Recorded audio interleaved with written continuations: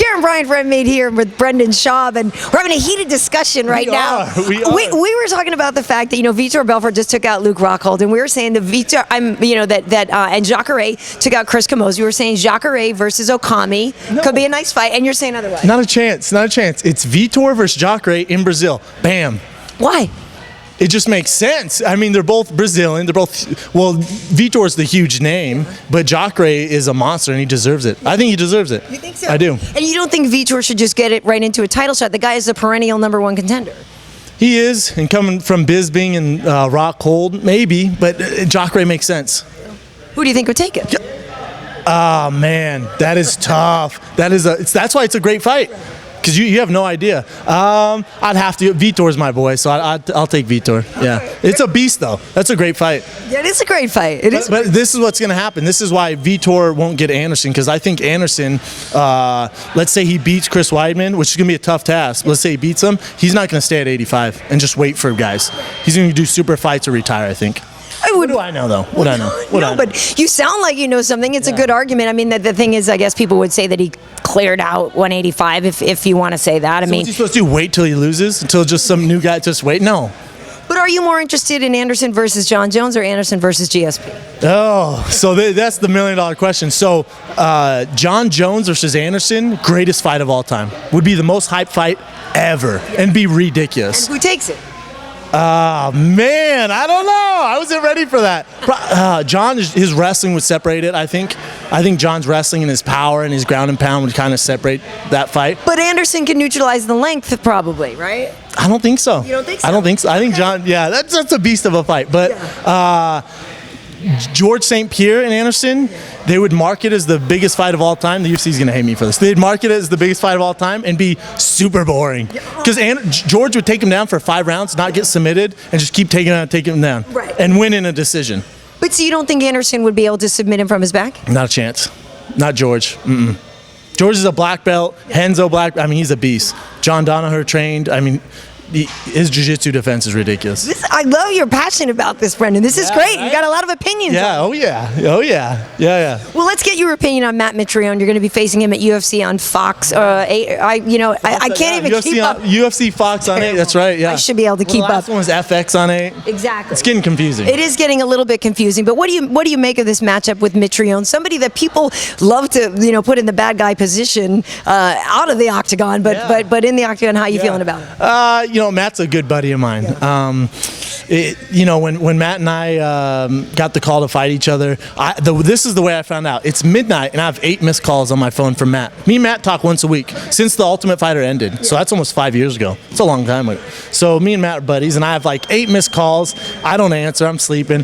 Wake up next morning, I call him back, like, what do you want, man? And he's like, bro, we have to fight each other? I'm all, why? He's all, just got the call from my agent, man. They said you agreed to. I'm like, no, I haven't heard anything, man. But, it's business, and me and Matt understand that, and we've talked about it, and it's going to be a great fight. It's going to be an exciting fight.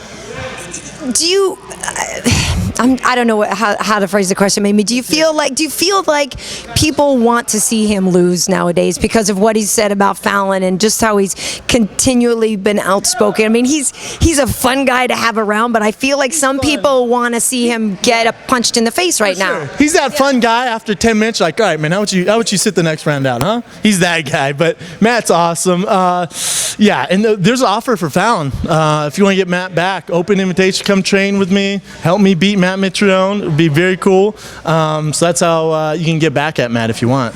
But with Matt, this is going to be good. Bad guy versus good guy. Right. Team hybrid, team meathead. You can only pick one. Probably team hybrid because we're the good guys. So I think that's the way to go. So your last fight against Lavar Johnson was down. No, that's not the one that was in Brazil. But this was a game that you won pretty much on the ground. So, and obviously that was the plan going in because this is the thing. It takes 2 to tango. You know what I'm saying? Like, you're fighting a Lavar Johnson who's jacked up off meat and potatoes, whatever. He failed the test, whatever. He's jacked, and he's known as a striker with 0 wrestling. Listen, it's a sport as any other sport. So if a guy's bad at wrestling, I'm gonna take advantage of that. If a guy's bad at striking, I'm gonna take advantage of that. Now, when we hit the ground, if he just wants to hang on, hope we're going to get stood back up, it's tough to submit a guy ground and pound. So that's the nature of the game.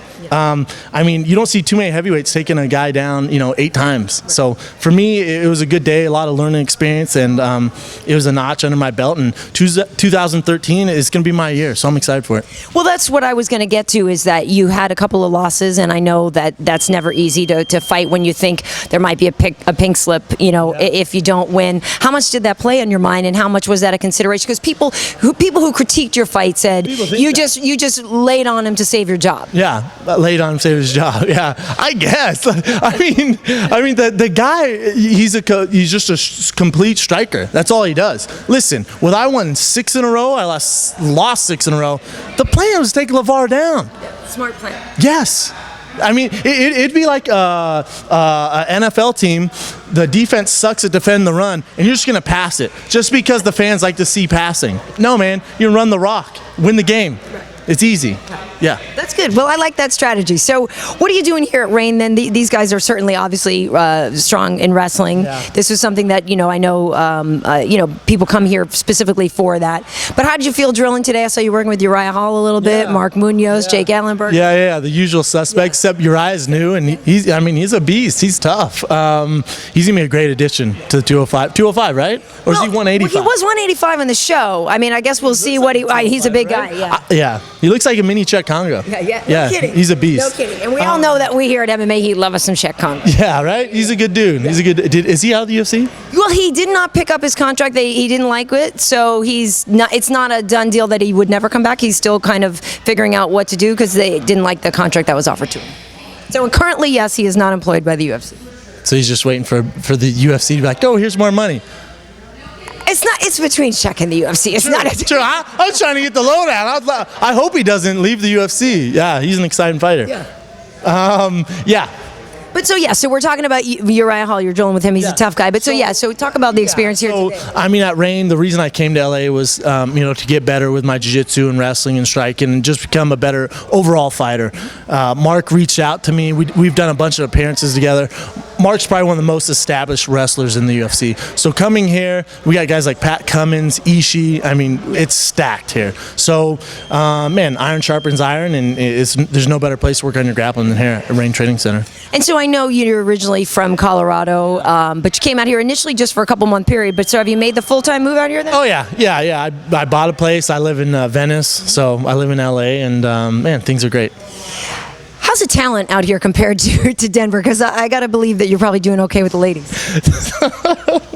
Yeah, I get that question all the time. LA's good. LA's a friendly place. Yeah, I am, right? I don't even know where to begin with this. Yeah, things are good in all aspects of life. Yes, that's nice. No, well, I mean, I'm joking with you because I like to get you blushed, but I do know that there are certain fighters that female fans enjoy, and you're one of them. So I'm just bringing that up. Exactly. It's a good problem to have. My boxing coach actually was like, he's like, I don't even like posting Instagram pictures of you anymore, man. He's like, all it is females. My wife gets upset. So it's a good problem for me, bad problem for him. Yeah. Well, and you're not alone. Luke Rockhold gets the same thing. Yeah. Everybody says the same thing. But you were saying earlier, you can't discern Luke Rockhold from Tim Kennedy, from Nate Marquardt. No, I'm just saying. All we were saying here is you guys are saying you don't think Jacare deserves Vitor, right? Or you don't know. No, I think Jacare should have. People don't know him. But I'm saying more people know Jacare than Luke Rockhold. Right. You're talking about Jacare is the very best jiu-jitsu practitioner in the world. Yeah, I wasn't saying Jacare didn't deserve Vitor. I figured it's a big enough name. No, I think Jacare deserves somebody very big, and that it makes more sense to put Jacare with Yushin because Vitor should challenge for the title again.